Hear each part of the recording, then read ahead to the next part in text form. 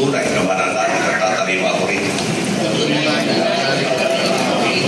Susundin ko ang mga batas. Mga kautusan nila at mga dekretong pinahihiran. Ang mga sadyang itinakdang may kapangyarihan at ibigay ng Pilipinas.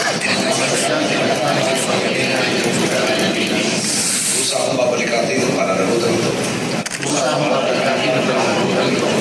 Na walang namapasukan o ang aking Diyos. Kasi naman ako Diyos. Congratulations.